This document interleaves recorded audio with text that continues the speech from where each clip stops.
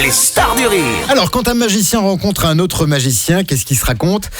Oui, j'espère que Des blagounettes. que des histoires de magiciens, sinon on va être très vite largué. Heureusement, Dany, celui qui arrive n'est pas que magicien. Il est aussi humoriste, et d'ailleurs, il va nous le prouver maintenant avec son papier. Voici François Martinez. Le billet. François Martinez. C'est génial, aujourd'hui c'est la fête, on reçoit mon poteau, mon ami Dany Larry. Ouais, alors ça peut un peu surprendre comme intro, surtout qu'on t'annonce le billet de François Martinez et là bim, t'as Patrick Sébastien. C'est ouf. Parce qu'en fait, avant d'être chroniqueur pour les chansons, j'étais imitateur professionnel. C'est moi qui ai formé Jean Roucas à l'époque du Bébé de Show. La rêve de ouf.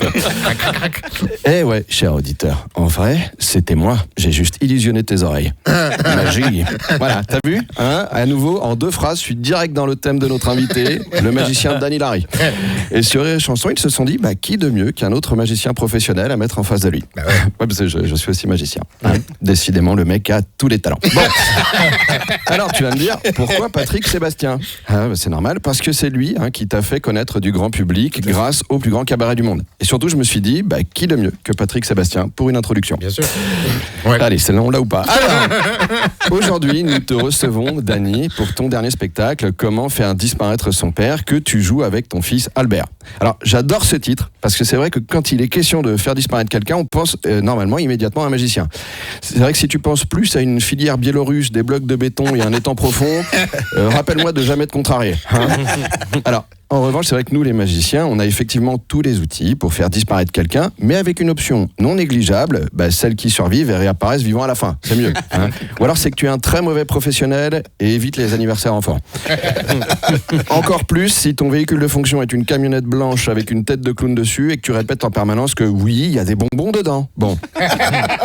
Alors, faut avouer que parfois, le tour de magie tourne mal et que le gars ne s'en sort pas vivant. Prenons l'exemple de Joseph Burrus, en ce soir d'Halloween 1990, qui a voulu reproduire l'illusion d'Houdini de l'enterrer vivant. En gros, le gars s'est enfermé sous terre dans une cage en verre d'où il devait s'évader, mais il se dit que c'était pas assez spectaculaire et il a décidé de faire couler une dalle en béton en plus par-dessus ça. Devinette, entre 7 tonnes de terre et de ciment et une cage en verre, qui a gagné ? Le BTP, bingo. Ou encore Chen Ling-Su en 1918 qui est mort pendant son fameux numéro du bullet catch qui consistait à se faire fusiller vivant sur scène par des spectateurs. Et survivre, accessoirement, c'est mieux. Sauf qu'il s'est écroulé sur scène. Qu'est-ce qui a foiré ? Eh bien, quelqu'un avait chargé une arme avec une vraie balle. Et une théorie dit que c'est sa propre femme, parce qu'elle venait de découvrir qu'il avait une liaison. Merde. Apparemment, en 1918, les tribunaux étaient déjà à la masse pour les divorces. À chacun sa créativité pour accélérer la procédure. Bon. Et bim, voilà, comme ça les auditeurs, vous pourrez vous la péter au prochain repas de famille, ça fait plaisir. Mais comme on voit, les accidents, c'est uniquement quand le magicien a un énorme ego ou qu'il a un manque d'amour avec son partenaire. Et je te connais bien, Dany, tu es très modeste et je sais combien est énorme l'amour entre toi et ton fils. Alors d'ailleurs, quand je vois qu'Albert n'est pas avec nous dans le studio, je me demande si finalement ça ne devrait pas s'appeler Comment j'ai fait disparaître mon fils. Tu as un alibi pour hier soir ? Plus sérieusement, chers auditeurs, connaissant Dany et son fils depuis des années, je connais aussi leurs talents respectifs et je sais que dans ce spectacle, la seule chose qui disparaîtra, c'est votre morosité. Ah bien, bravo. Merci. Rien de rien. Les stars du rire.